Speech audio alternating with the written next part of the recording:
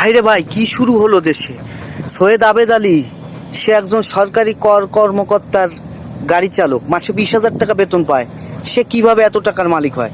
বাড়ি গাড়ি অট্টালিকার মালিক হয়ে গেছে, হাজার হাজার টাকার মালিক হয়ে গেছে, হাজার হাজার কোটি টাকার মালিক হয়ে গেছে।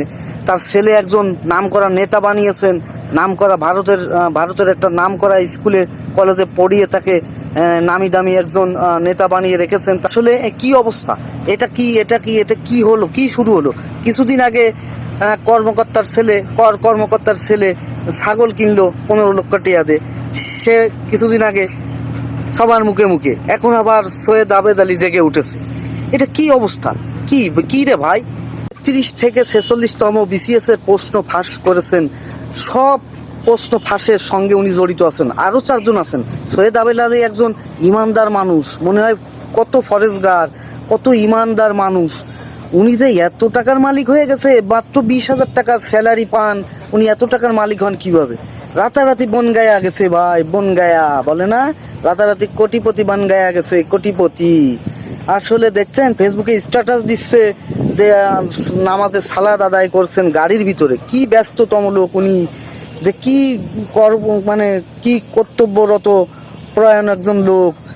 বাইরে মসজিদে যাওয়ার সময় পাচ্ছেন না, গাড়ির ভিতরে নামাজে সালাদ আদায় করছেন। আবার ওনার ছেলে পোস্ট করছেন যে আমার আব্বু কুয়াকাটা একটা জরুরি কাজে গেছেন, নামাজ আদায় করছেন খোলা ময়দানে, খোলা সাগরের পাড়ে বসে।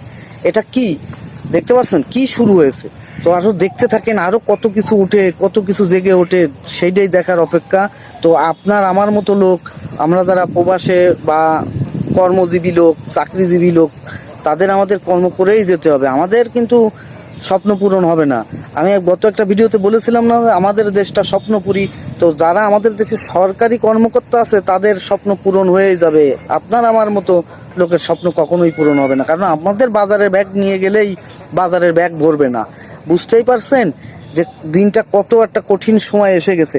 সৈয়দ আবেদ আলীর মতো লোক, সে একজন 20,000 টাকার বেতনের ড্রাইভার, মাত্র ড্রাইভার। সে ডুপ্লেক্স বাড়ি করে, এবং বাড়ির সে ভিআইপি বাড়ি, মানে বুঝতে পারছেন, আরও অসংখ্য পরিমাণে জায়গা জমি করেছেন। তার ছেলে একজন বড় একজন নেতা। কি বলবো আসলে, বলার কোনো ভাষা নেই। আসো কত দেখতে হবে, আমাদের দেখেই যেতে হবে। বিসিএস এর প্রশ্ন ফাঁস করে সেই আবার সমালোচনায় চলে এসেছেন। এও একজন সরকারি কর্মকর্তার গাড়ি চালক। তো বুঝতেই পারছেন যে 20,000 টাকা বেতন পেয়ে কি ব্যাপার, কিভাবে আসলে এত সম্ভব। আসলে আপনারাই বলবেন যে আমার যারা অডিয়েন্স আছে তারাই বলবেন যে আসলে আমি কথাগুলো ঠিক বলছি কি খারাপ বলছি। আমাদের মাথার উপরে বসে আছে তারা কিন্তু একদম জায়গা জমি বাড়ি গাড়ি ব্যাংক ব্যালেন্স সবকিছু করে ফেলছে।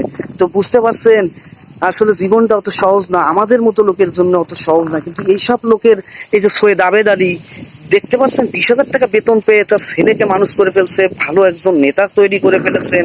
আবার নিজেই ব্যাংক ব্যালেন্স বাড়ি গাড়ি অট্টালিকা করে ফেলে দিয়েছেন মাত্র 20,000 টাকা বেতনে। সম্ভব?